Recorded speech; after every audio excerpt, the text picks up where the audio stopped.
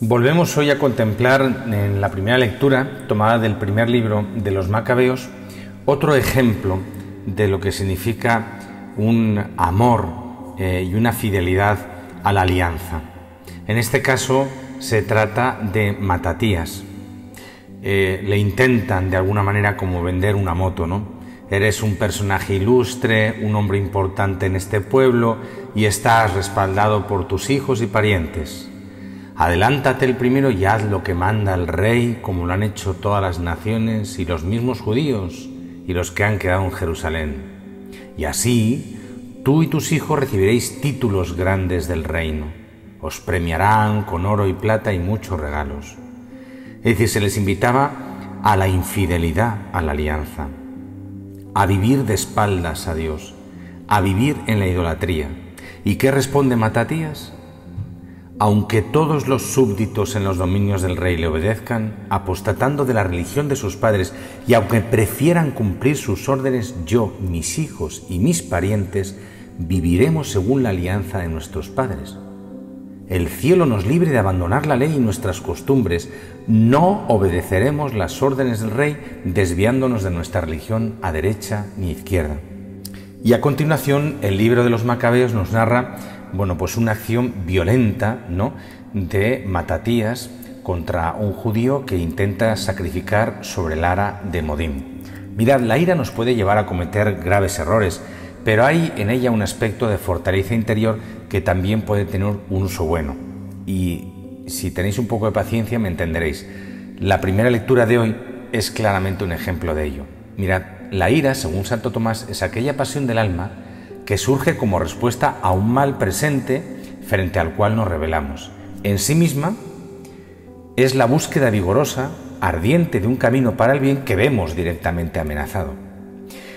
Es verdad que la ira es mala muchas veces cuando procede desordenadamente, es decir, no según razón, sino según conveniencia, venganza o cosa parecida.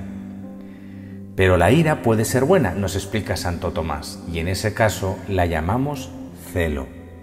Sin el celo por la causa de Dios, poco se hace por el reinado de Dios. Y la falta de celo es un pecado grave que los santos han denunciado en todas las épocas y especialmente reprochable en los sacerdotes y pastores del pueblo de Dios. Isaías los llamaba perros mudos. Es un duro pasaje. Dice: sus centinelas son ciegos, ninguno sabe nada, todos son perros mudos que no pueden ladrar, soñadores acostados, amigos de dormir. Capítulo 56 de Isaías, versículo 10. La acción de Matatías, en la segunda parte de la primera lectura de hoy, pues es ciertamente violenta. Adquiere aquí un significado especial, pues viene a legitimar su liderazgo y el de sus descendientes en la liberación de Israel.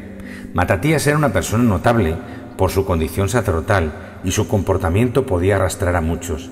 Aquí representa en cierto modo al pueblo. Él no solo no sucumbe a la tentación de una promoción social y de ventajas económicas a cambio de ser infiel a su conciencia y religión, sino que da muestras de actuar como salvador del pueblo.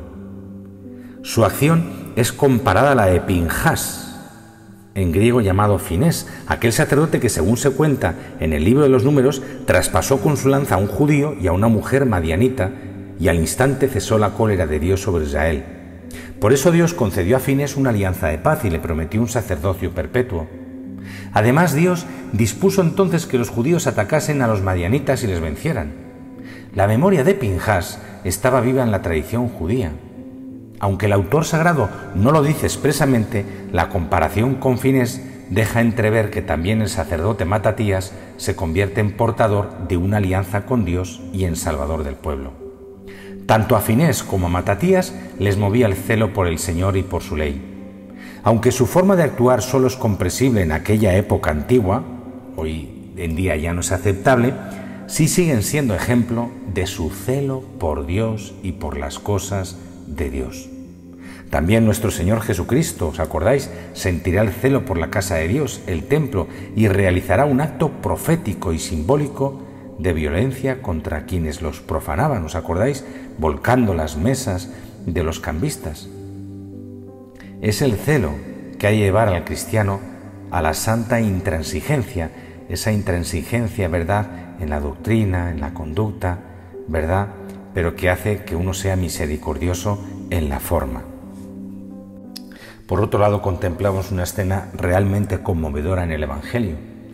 Es hermosa Jerusalén, hermosa en su nombre, hermosa en su lugar dentro del plan de Dios y también hermosa sobre todo como promesa de la realidad definitiva de la alianza entre Dios y el hombre. El nombre de Jerusalén significa visión de paz y el significado de ese nombre hace todavía más impactante las palabras que escuchamos en el Evangelio de hoy, porque Jesús, llorando sobre Jerusalén, dice: ojalá tú comprendieras lo que lleva la paz. Algo así como: qué maravilloso sería que hubieras podido descifrar tu propio nombre, qué precioso sería que pudieras estar a la altura de tu propio nombre. Y ahí surge como una primera enseñanza para nosotros, porque grandes santos como San Basilio y San Gregorio comentaban para nosotros que no había más nombre que el nombre de Cristo, que no había nombre más precioso que el nombre de Cristo, que el nombre de cristiano. Y esta manera de hablar de los santos, pues yo quisiera ponerla en conexión con lo que nos ofrece esta palabra del Evangelio de hoy. Así como Jerusalén se llama visión de paz, mi nombre de cristiano, porque ese es mi nombre, cristiano, ese nombre significa de Cristo. Jerusalén no supo estar a la altura de su nombre porque no comprendió lo que llevaba la paz. Entonces hay que preguntarse si nosotros estamos a la altura de nuestro nombre. Hay una oración de la misa que exactamente suplica eso, que nosotros, los que llevamos el nombre de cristianos, sepamos descubrir y vivir lo que este nombre contiene, y que os la leeré al final de este comentario. Por tanto, esa es una primera enseñanza. Pero luego está el hecho de la ceguera. Cristo dice: no reconociste el momento de mi venida. No supiste ver el momento de mi venida. Pero luego van a venir otros que van a ser los enemigos de Jerusalén, lo cual se cumplió a la letra, unos 30 y tantos años después de la pasión de Cristo. Nos damos cuenta que en el año 70 la ciudad santa fue arrasada completamente por el Imperio Romano y de hecho significó la extinción de un territorio para el pueblo judío.